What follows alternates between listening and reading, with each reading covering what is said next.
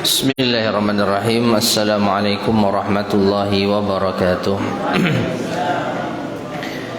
Innal hamdalillah nahmaduhu wa nasta'inuhu wa nastaghfiruh wa na'udzu billahi min shururi anfusina wa min sayyiati a'malina. Man yahdihillahu fala mudilla lahu wa man yudlil fala hadiya lahu. Wa asyhadu an la ilaha illallah wahdahu la syarika lahu wa asyhadu anna Muhammadan abduhu wa rasuluh.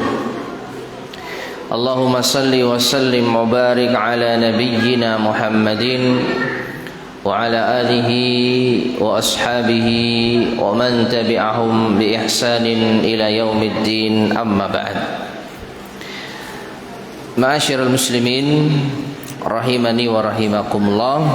Alhamdulillah, pada kesempatan di malam hari ini kita bisa melanjutkan kembali kajian kita membahas kitab Kun Salafiyan 'alal Jaddah.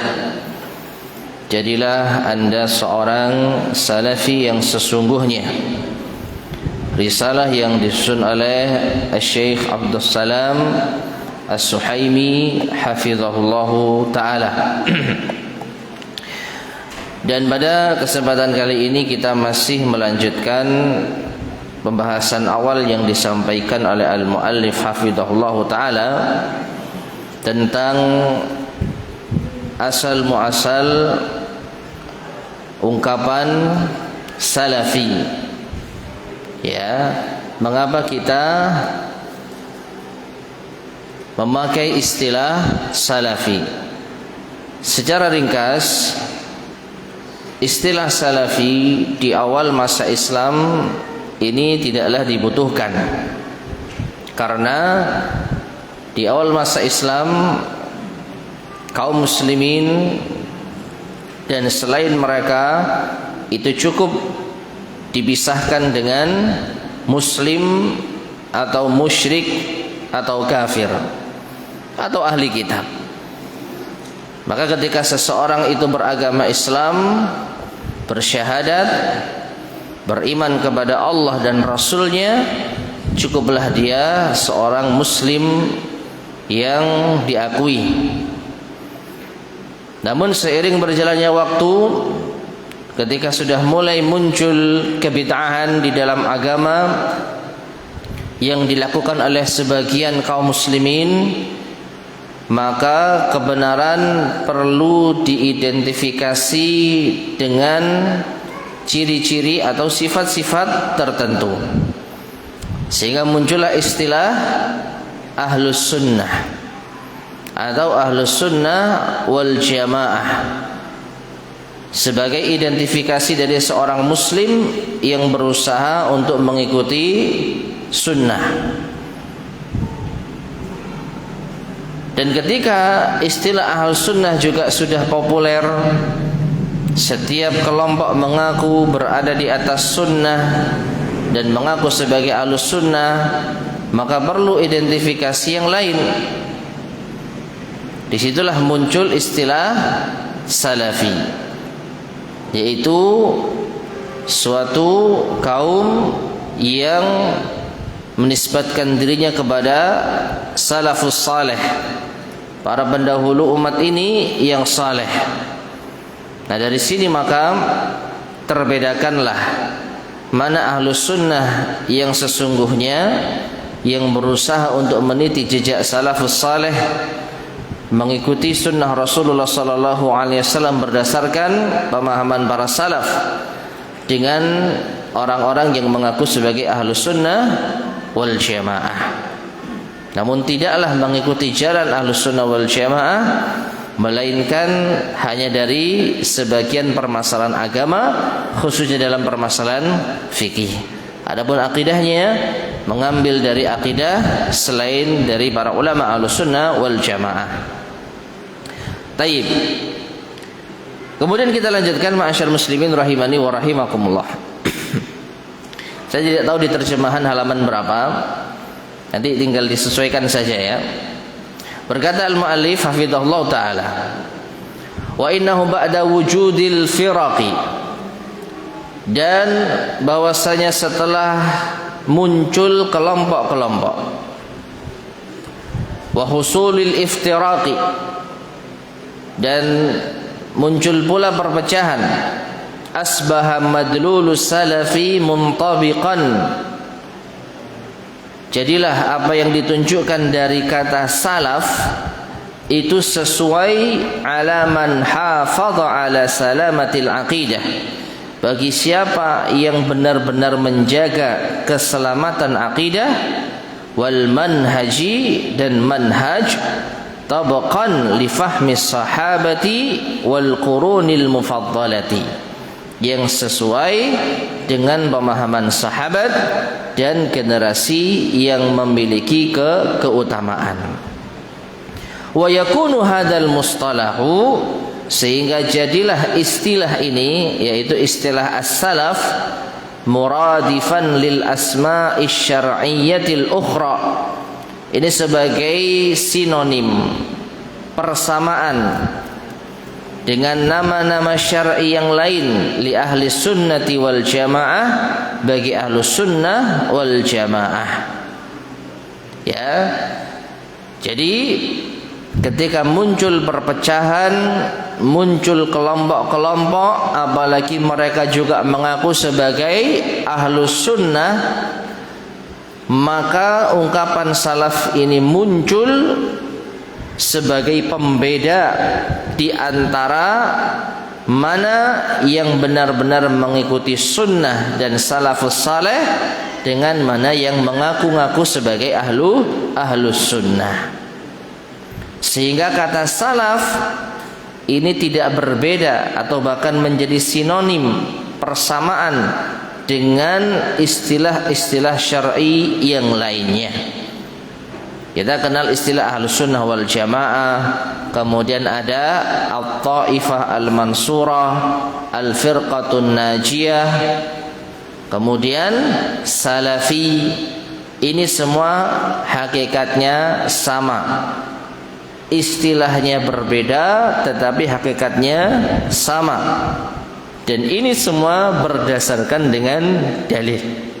Jadi para ulama kita ketika menyimpulkan suatu istilah bagi ahlus sunnah wal jamaah, maka ini tidak lepas dari dalil.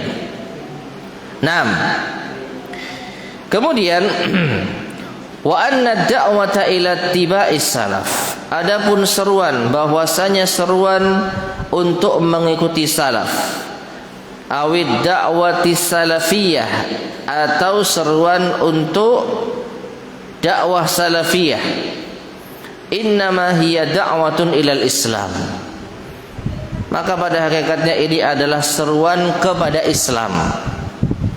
Sekali lagi, dakwah salaf atau dakwah salafiyah ini pada hakikatnya menyeru kepada Islam al-haq yang benar, wa ila sunnatil mahdah, dan kepada sunnah yang murni, wa da'watun ilal audati ilal Islam, dan seruan untuk kembali kepada Islam, kama unzila ala nabi sallallahu alaihi wasallam, sebagaimana yang diturunkan kepada Nabi sallallahu alaihi wasallam, wa talaqahu anhu ashabuhul kiram, lalu diambil pemahaman Islam yang diturunkan kepada Nabi sallallahu alaihi wasallam ini oleh para sahabat yang mulia.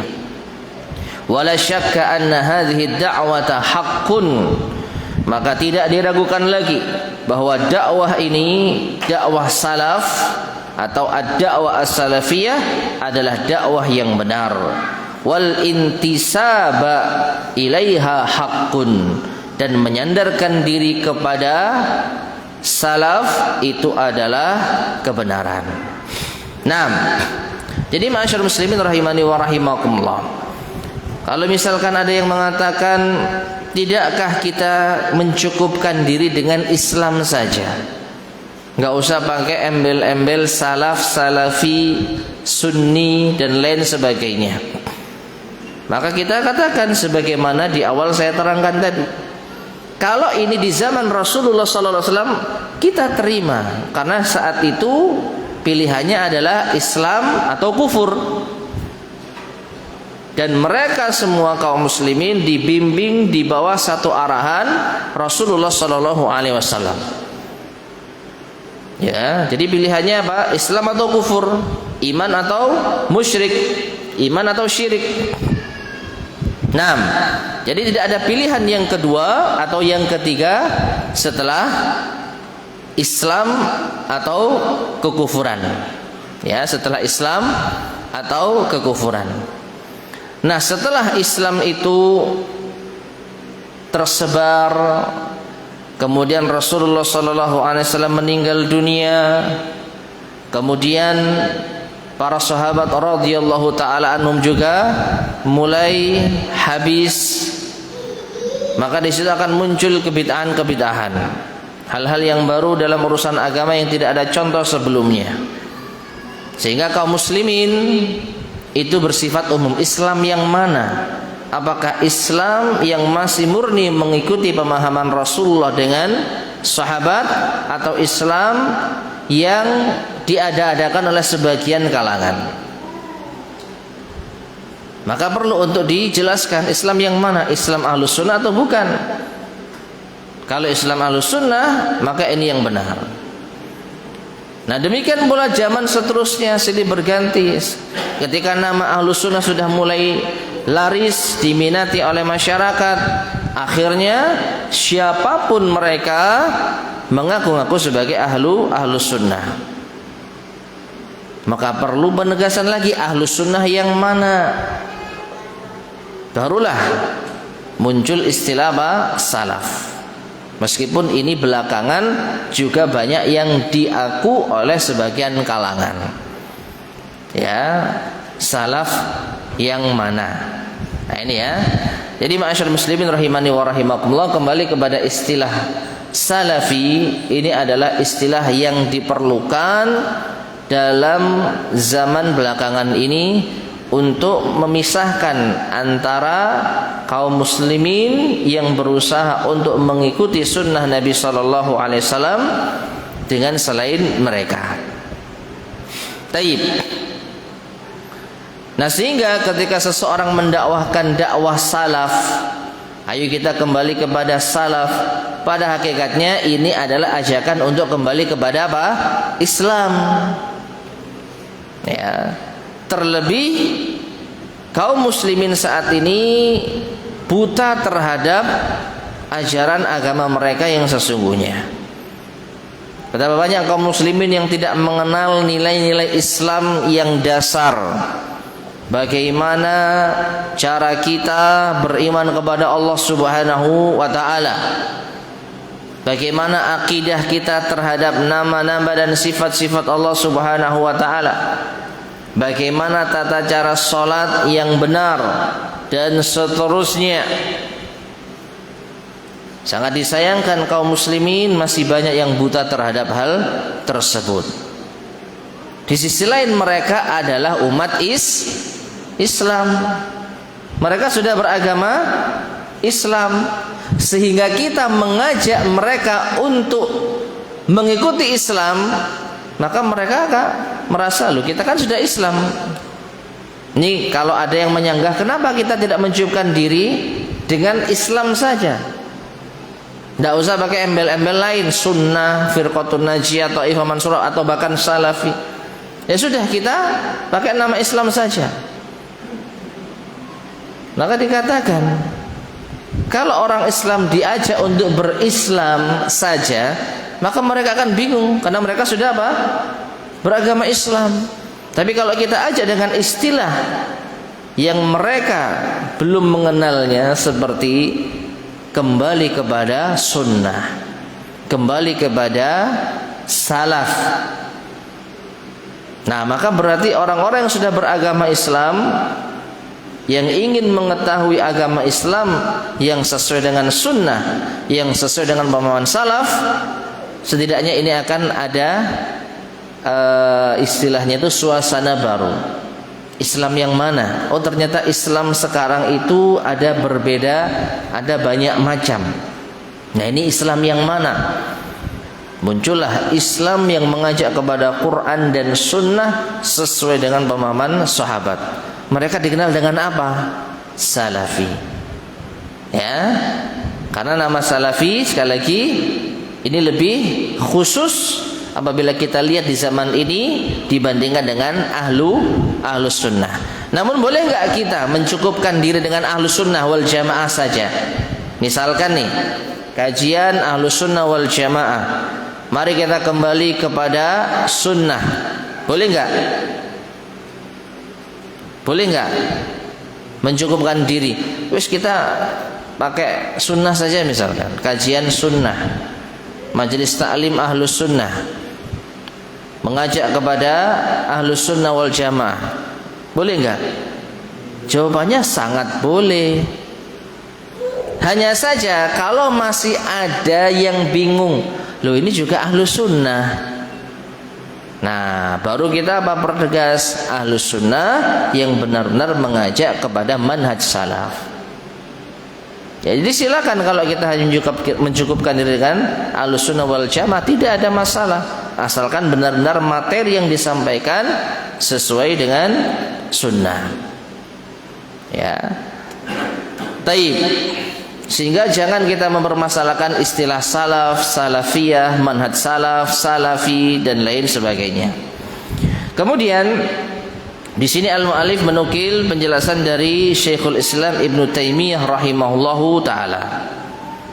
Yaqulu Syekhul Islam Ibnu Taimiyah rahimahullah, la 'aiba 'ala man azhara madhhab as-salafi wa intasaba ilaihi.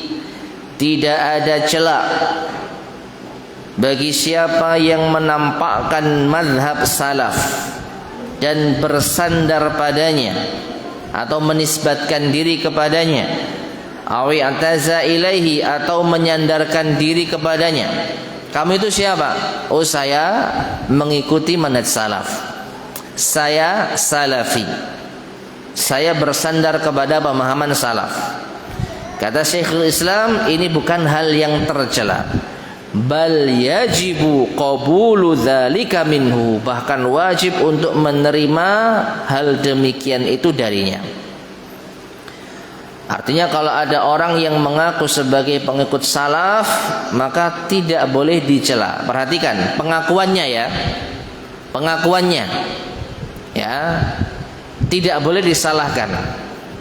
Saya pengikut salaf, oh bagus, saya di atas manhaj salaf, baik, saya salafi sahih. Kalau pengakuan maka tidak kita salahkan, tidak kita kritik. Namun berbeda dengan perlakuan. Apa itu? Secara individu ternyata fulan, orang yang mengaku di atas manhaj salaf melakukan kesalahan, melakukan dosa, melakukan kemaksiatan, maka yang kita salahkan apa? Perilakunya, bukan pengakuannya mengikuti manhaj salaf. Karena nanti akan diterangkan, karena manhaj salaf itu adalah manhaj yang benar. Nah, jadi wajib kita menerima pengakuan seseorang yang menyandarkan dirinya kepada salaf. Fa inna madhhabas salafi la yakunu illa haqqan. Karena madhab salaf itu tidak lain kecuali kebenaran. Perhatikan, kita berbicara manhaj salaf. Manhaj itu apa? Metode. Salaf itu apa? Pendahulu kita yang saleh. Siapa? Para sahabat radhiyallahu ta'ala anhum. Maka mereka para sahabat radhiyallahu taala anhum secara keseluruhan, secara generasi, maka mereka pasti benarnya. Kita berbicara secara apa? Generasi, secara keseluruhan. Artinya kalau para sahabat bersepakat dalam suatu urusan, maka bisa dipastikan itu benar. Adapun kalau secara individu, secara personal, maka di antara sahabat kalau berbeda pendapat, ada yang benar, ada yang salah. Namun tetap kita menghormati mereka. Ya, kita menghormati mereka. Jadi kalau kita menyandarkan diri kepada salaf, maka ini benar. Adapun perbuatan kita, maka dilihat. Jadi mazhab salaf itu pasti benarnya, sedangkan orang yang mengaku di atas mazhab salaf belum tentu benar. Taib. Kemudian waqad kana ali a'immatil Islam, dan sungguh bagi imam-imam agama Islam min ahli sunnati, dari kalangan ahlus sunnah, al-atharul kabiru fid da'wati ila sunnah, memiliki pengaruh yang besar di dalam mendakwahkan sunnah, wal audati ila tariqis salafi, dan mendakwahkan untuk kembali kepada jalannya salaf, wa manhajihim, dan manhaj mereka, wal iqtida'i bihim, dan mencontoh mereka.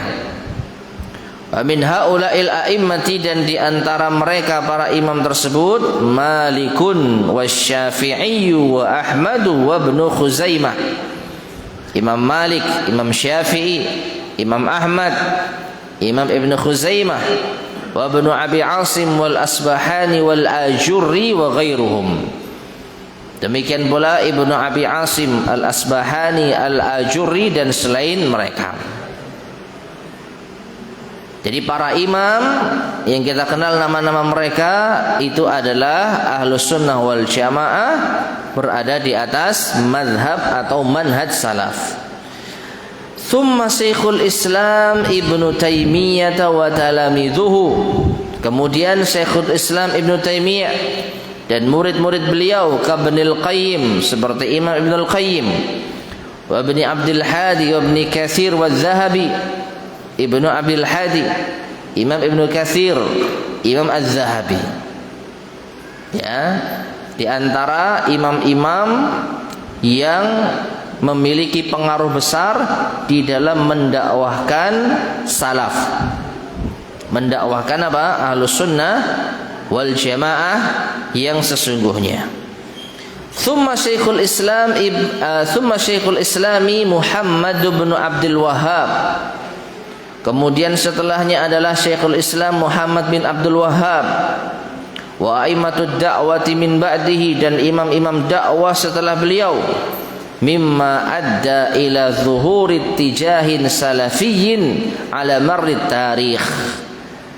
Ya, di mana mereka memiliki andil di dalam tampaknya arah dakwah salafi, yaitu seiring dengan perjalanan waktu. Yastaqi ususa dinihi wa aqidatihi min kitabillahi wa sunnati rasulihi sallallahu alaihi wasallam, yang mengambil prinsip-prinsip agama dan akidahnya dari kitabullah dan sunnah rasulnya sallallahu alaihi wasallam, wasirati salafis salih, dan juga perjalanan hidup para salafus saleh, wa yuqawimu kulla tayyarin bid'ayyin yakhruju an hadhil usus, dan juga melawan atau membantah setiap arus-arus bid'ah yang keluar dari prinsip-prinsip dasar-dasar ini. Ma'asyiral muslimin rahimani wa rahimakumullah. Jadi dari generasi ke generasi, maka tidak ada sesuatu pun zaman yang lepas dari peran para ulama Ahlus Sunnah wal Jamaah. Di antaranya yang kita sebutkan nama-nama mereka yang merupakan tokoh-tokoh utama di dalam agama ini. Siapa yang tidak kenal Imam Asy-Syafi'i, Imam Ahmad Ibn Hanbal, Imam Malik bin Anas, Imam Abu Hanifah. Demikian pula yang lainnya. Setelahnya ada Syekhul Islam Ibnu Taimiyah, Imam Ibnul Qayyim, Imam Ibnu Katsir, Imam Az-Zahabi. Jadi mereka para ulama kita, Imam Al-Bukhari, Imam Muslim, dan lain sebagainya, mereka dari generasi ke generasi senantiasa menjaga agama ini di atas kemurniannya. Dan ini ma'asyar muslimin rahimani wa rahimakumullah, sesuai dengan apa yang diisyaratkan oleh Rasulullah sallallahu alaihi wasallam dalam hadisnya, yahmilu hadzal ilma min kulli khalafin uduluhu.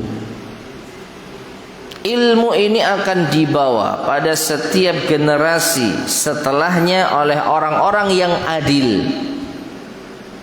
Dan inilah yang diterjemahkan oleh para ulama kita, orang-orang yang adil adalah orang-orang yang tetap tegak di atas kebenaran sesuai dengan pemahaman salaf atau ahlus sunnah wal jamaah. Yanfuna anhu tahrifal ghalin wa intihalal mubtilin wa ta'wilal jahilin.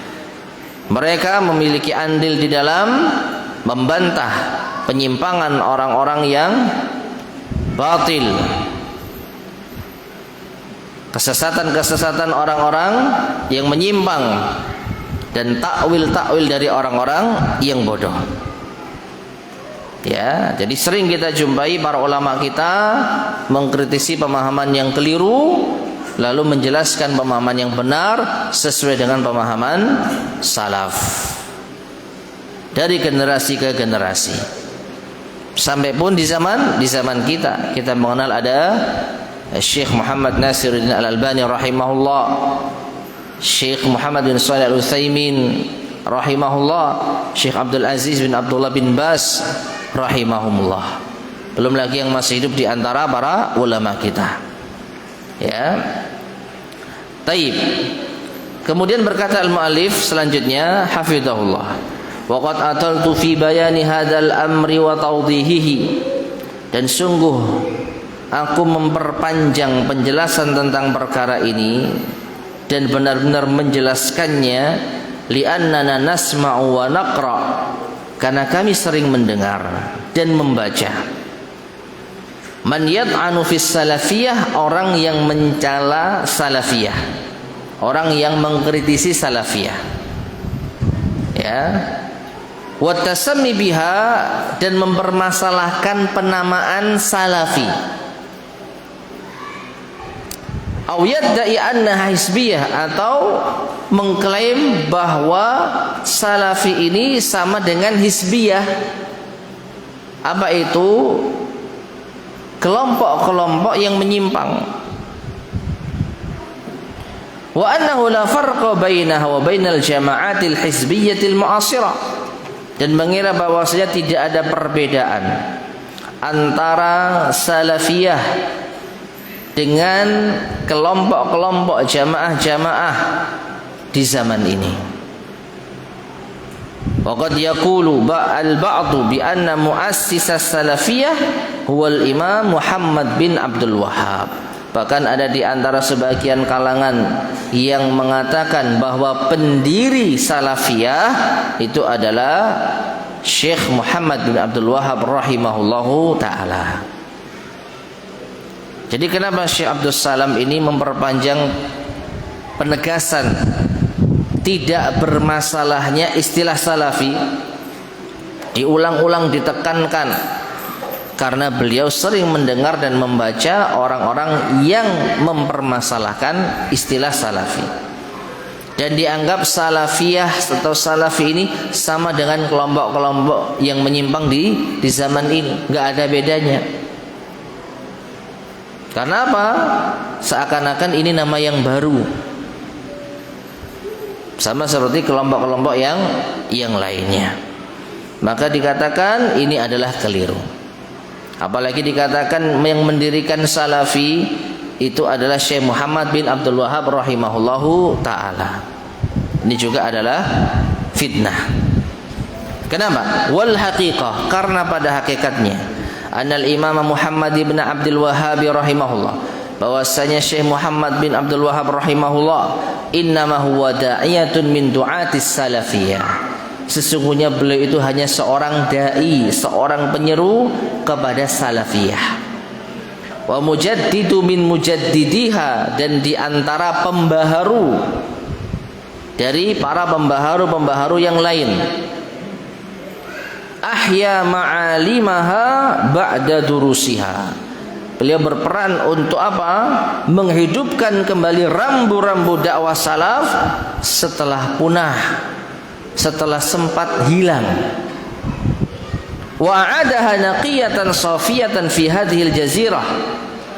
Dan beliau mengembalikan dakwah salaf ini kembali jernih, bersih, khususnya di jazirah ini, yaitu di tanah Arab. Ba'da ma taqaddara saffuha, setelah kesuciannya itu ternodai, wa taqat 'alaiha al-bid'ah wal khurafat, dan setelah dipenuhi oleh kebid'ahan dan khurafat. Tayyib. Jadi beliau ingin menyampaikan kepada kita sejarah apa itu tanah Arab sebelum dakwah Syekh Muhammad bin Abdul Wahab rahimahullah. Bagaimana simbol-simbol Islam, kita bicara Islam ya, simbol-simbol Islam yang hakiki, yang sahih, yang murni itu hilang. Yang ada apa? Kesyirikan, penyimpangan, ghulu terhadap orang-orang soleh, penyembahan terhadap kuburan, ya, mencari berkah kepada orang-orang yang sudah meninggal dunia. Di mana ini? Di tanah Arab. Kita tidak bicara di negeri kita, di tanah Arab.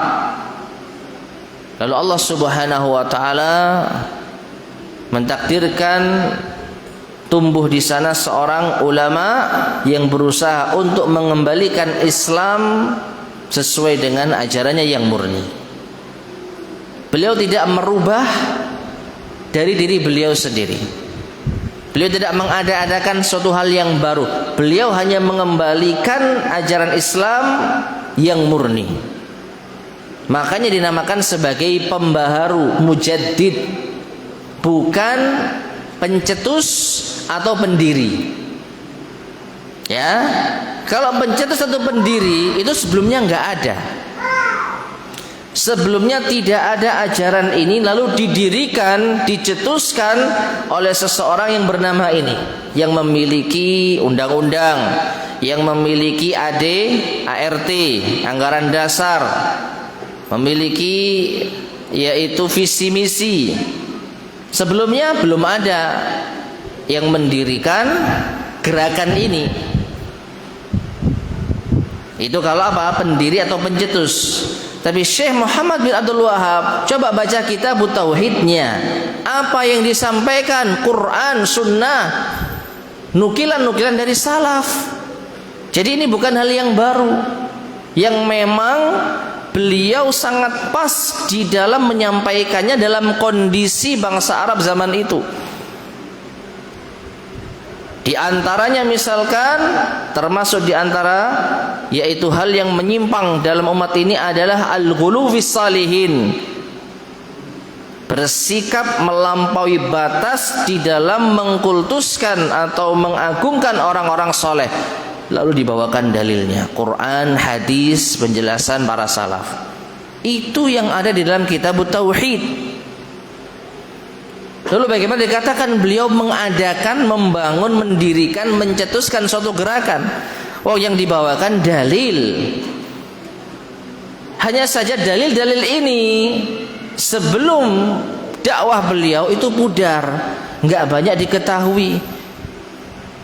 Atau kalaupun dibaca, katakanlah Al-Quran kan tidak pernah tidak dibaca. Tapi apa? Hanya sampai di tenggorokan, tidak dipahami, tidak ditadabburi.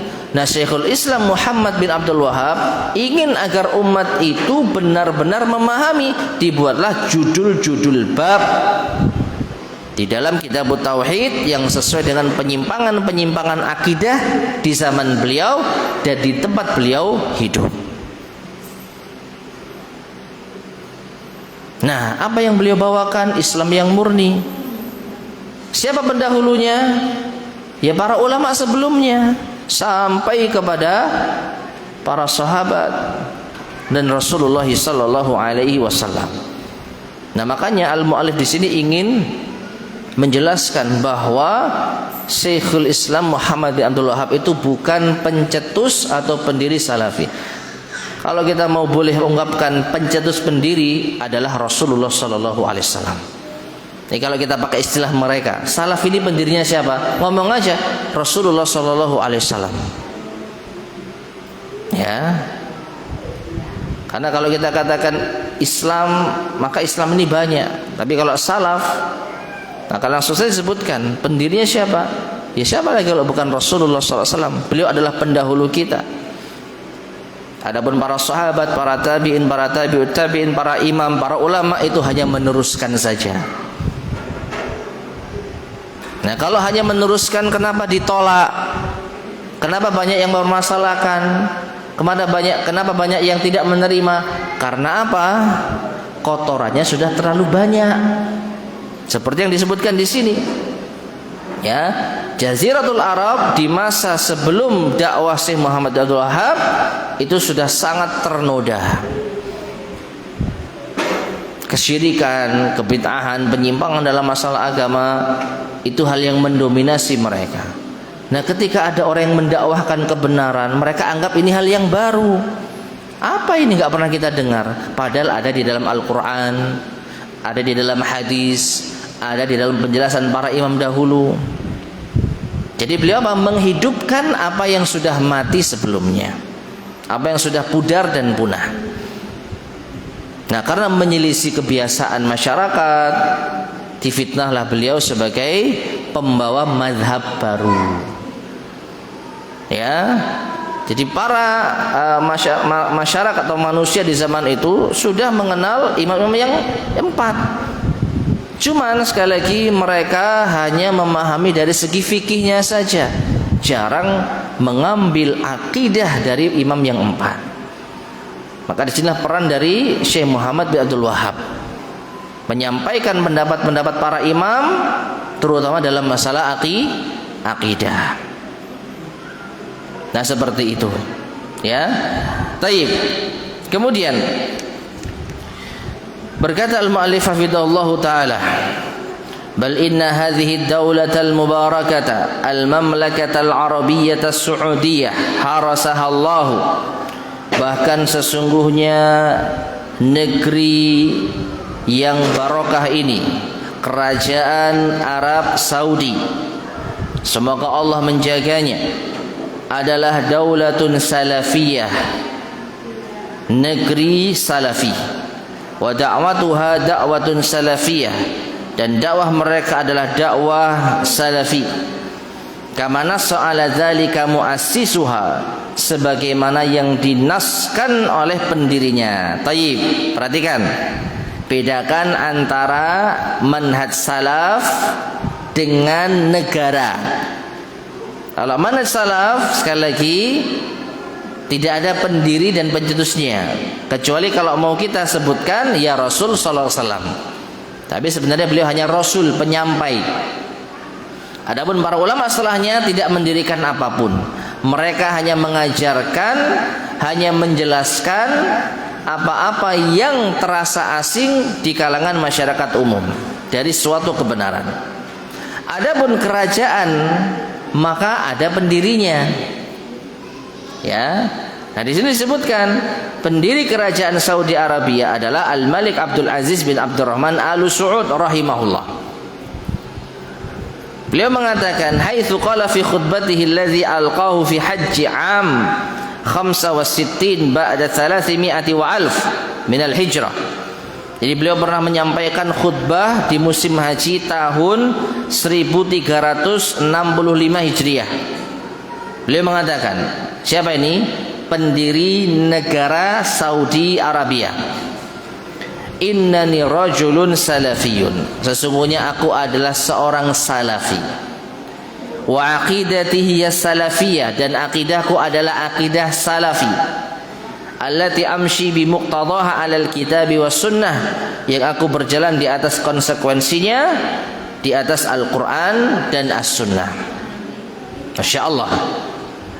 Pemimpin negara, pendiri negara Saudi Arabia itu mengatakan hal ini di musim haji tahun 1365 Hijriah.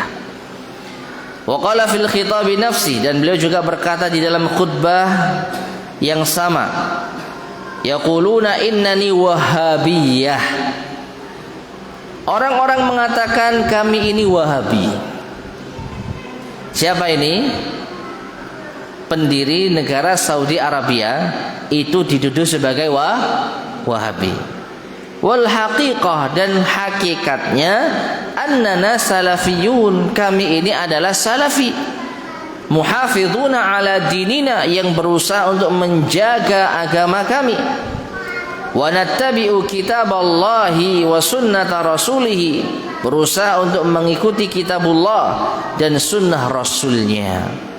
Wa laisa bainana wa bainal muslimina illa kitabullah wa sunnatu rasulih, maka tidak ada yang kita pegang di antara kami dan kaum muslimin melainkan hanya kitabullah dan sunnah rasulnya sallallahu alaihi wasallam. Jadi ternyata pendiri negara Saudi Arabia pun pernah dituduh apa? Wahabi. Kenapa? Karena dekat dan terpengaruh dengan dakwahnya Syekh Muhammad bin Abdul Wahhab. Siapa Syekh Muhammad bin Abdul Wahhab? Ulama yang menyeru kepada pemurnian akidah. Dan di sini ma'asyar muslimin rahimani wa rahimakumullah, di antara hikmah yang perlu untuk kita renungkan, kalau dua orang yang memiliki pengaruh itu berkumpul di atas kebaikan, maka hasilnya akan baik. Ulil amri, siapa mereka? Para ulama kita menjelaskan al ulama wal umara. Ulama dan umara. Ulama adalah mereka yang membimbing umat dalam urusan agama, dan umara adalah mereka yang menjalankan suatu kepemerintahan, kepemimpinan didasari oleh arahan para ulama. Jadi yang punya pasukan, yang punya kekuatan, yang punya pengaruh itu adalah pemimpin negeri Saudi Arabia saat itu. Ya, bahkan pendahulunya adalah Al-Imam Saud. Sedangkan Syekh Muhammad bin Abdul Wahhab itu ulamanya. Mereka bersatu, jadilah suatu kebaikan yang berbarokah. Nah ini. Jadi kalau ulil amri memiliki visi dan misi yang sama di atas kebaikan, maka insyaallah hasilnya adalah baik. Taib, sudah adzan ya? Baik, adzan terlebih dahulu. Tafadhal, silakan.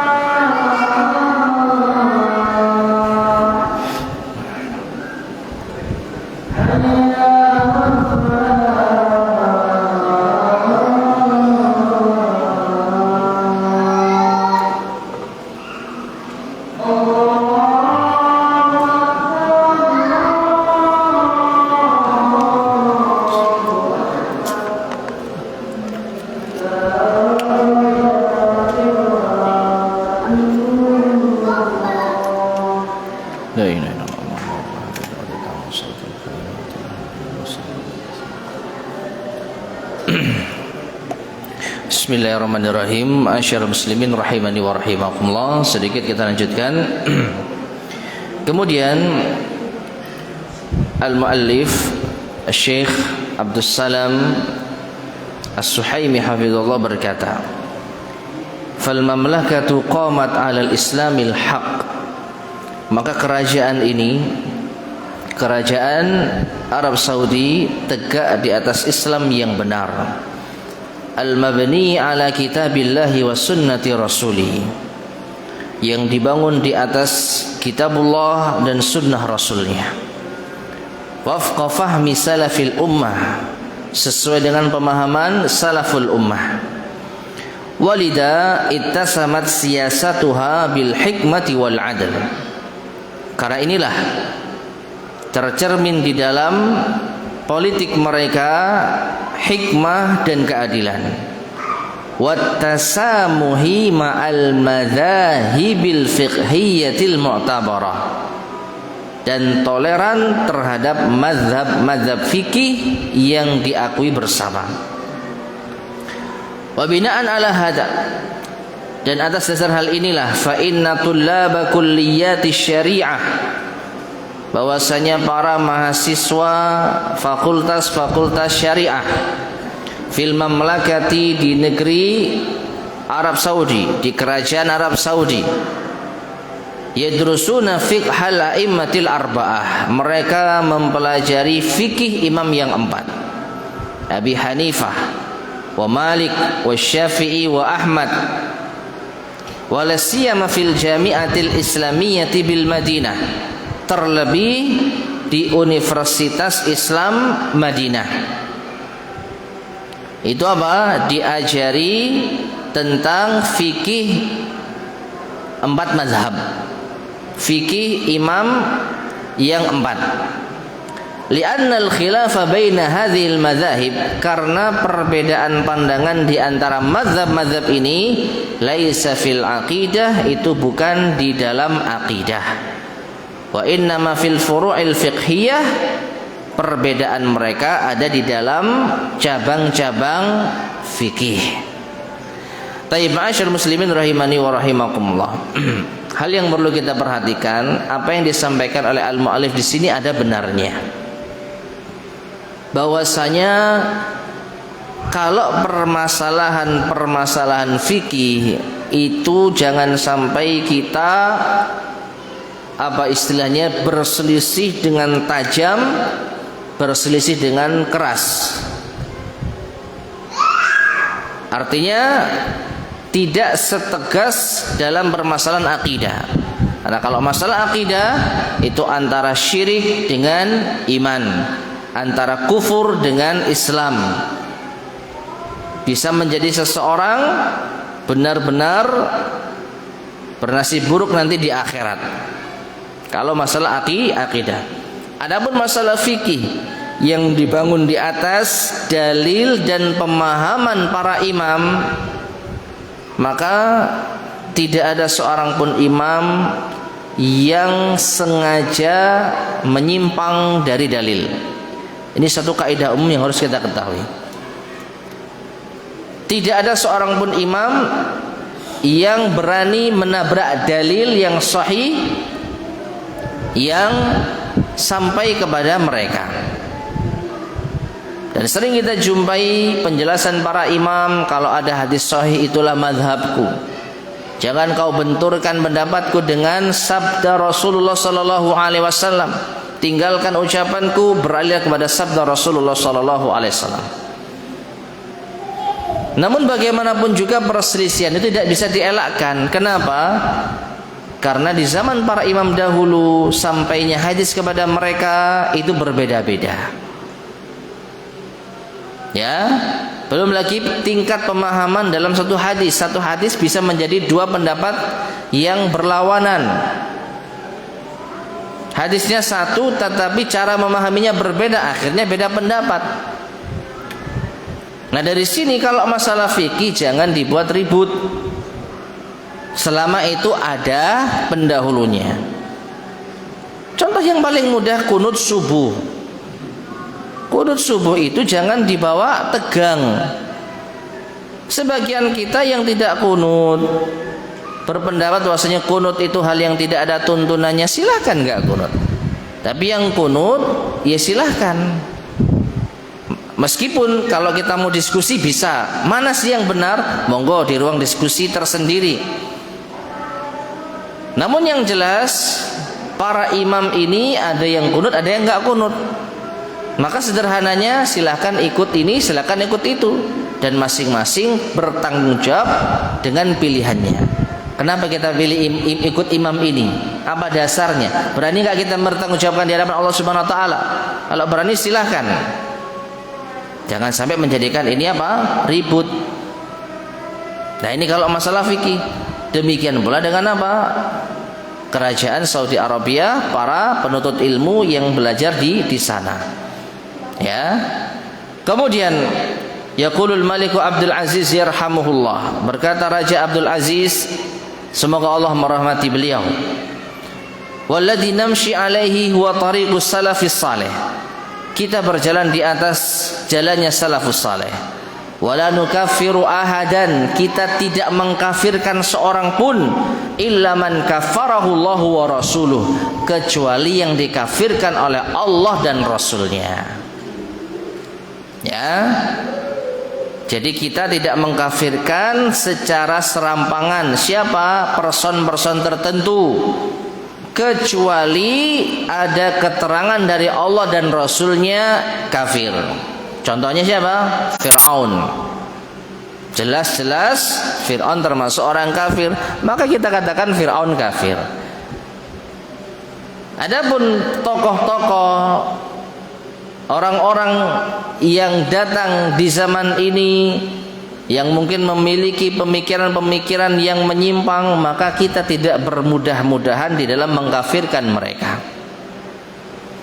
Walaysa min madhabin siwa madhhabas salafis salih, dan kami juga tidak memiliki madhab melainkan madhabnya salafus salih. Wala nu'ayyidu ba'dal madhahibi ala ba'diha, kita tidak menyokong, mendukung sebagian mazhab atas sebagian yang lain. Perhatikan, maksudnya itu kita tidak mematok semua orang harus ikut mazhab ini. Apa itu? Misalkan harus ikut mazhab Hambali dalam semua tatanan kehidupan, ibadah, muamalah, tidak boleh keluar dari mazhab Hambali. Nah, pengakuan dari Raja Saudi Arabia zaman itu ini tidak kita lakukan. Ya, meskipun kenyataannya pernah terjadi fanatik mazhab yang berat di Masjidil Haram di zaman-zaman sebelumnya. Bahkan mungkin di antara kita pernah mendengar ya, ada zamannya Masjidil Haram itu memiliki 4 tempat imam. Ya, kalau mau bermakmum dengan imam yang bermadzhab Syafi'i di sana, kalau mau bermakmum dengan imam yang bermadzhab Hambali di sana, jadi ada 4 imam dalam satu Masjidil Haram. Dan ini adalah hal yang musibah, menunjukkan mereka sangat fanatik terhadap imam tertentu. Adapun di dalam kerajaan Saudi Arabia, terlepas dari mereka banyak memilih pendapat Imam Ahmad bin Hambal, tetapi mereka tidak mewajibkan ini dalam semua aspek kehidupan. Ya tergantung imamnya. Kalau imamnya Imam Masjidil Haram itu memiliki pendapat mazhab Hambali, ya mengikuti mazhab Hambali. Dan kita sebagai makmum ikut saja. Ya, sebagai makmum kita ikut saja. Fa Abu Hanifah wa Malikun wa Syafi'i wa Ibnu Hanbal a'immatuna, maka Abu Hanifah, Malik bin Anas, Muhammad ibn Idris Asy-Syafi'i, dan Imam Ahmad bin Hanbal, mereka semua adalah imam-imam kita. Intaha kalamu hadzal imam, sampai di sini yaitu ucapan dari Raja Abdul Aziz rahimahullahu taala. Baik. Kemudian Syekh Abdul Salam As-Suhaimi mengatakan wa huwa kalamun nafisun, maka ini adalah ucapan yang indah, yumathilul ma'na as-sahihah lis-salafiyah, yang menggambarkan makna yang benar tentang salafi, alladhi huwal ma'na as-sahihu lil Islam, yang tidak lain salafi adalah makna yang sahih di dalam agama Islam. Jadi salaf itu ya Islam, Islam yang sesungguhnya itu yang mengikuti salaf. Apa itu? kalau kita lihat dari konteks yang disampaikan berdasarkan penukilan dari penjelasan Raja Saudi Arabia saat itu, dalam masalah akidah kita lurus di atas manhaj salaf, dalam masalah fikih kita toleran, ya, mengakui perbedaan pendapat di antara para imam. Dan sekaligus ini menjadi nasihat bagi para jamaah sekalian rahimani wa rahimakumullah. Boleh kita belajar fikih yang benar-benar berusaha untuk mengikuti sunnah. Bahkan di antara para ulama kita ada yang keras dan tegas, pokoknya selain ini bid'ah dan lain sebagainya. Namun ingat, ulama tidak hanya apa yang kita kenal. Di antara ulama ada yang toleran. Memang kita akui ada yang tegas, ya, tapi ada yang toleran. Dari sini maka kita ambil sikap toleran. Sekali lagi, kita tidak dilarang memilih pendapat yang kita anggap benar. Yang benar ini misalkan ya nggak qunut subuh. Tapi yang qunut subuh ya silahkan, karena memang ada pendapat ulama yang menguatkan. Ya, jadi kita harus apa? Membuka khazanah keilmuan. Memang kita telat belajar jamaah. Kita taunya sholat itu dari dulu keliru. Begitu kita tahu yang benar, yang sahih, maka seakan-akan ini pendapat satu-satunya yang tidak boleh diselisihi. Padahal kalau kita cermati pendapat kita dahulu, sholat kita dahulu sebenarnya juga ada pendahulunya, juga ada imamnya. Cuman kita tidak mempelajari dengan dalil. Karena di antara metode para imam dahulu menjelaskan suatu masalah fikih itu langsung apa dicekoi. Pokoknya amalkan ini, dalil belakangan. Ya, hanya saja akhirnya ini menjadikan kita jauh dari dalil. Makanya begitu kita ngaji fikih yang ada dalilnya, wah ini yang benar.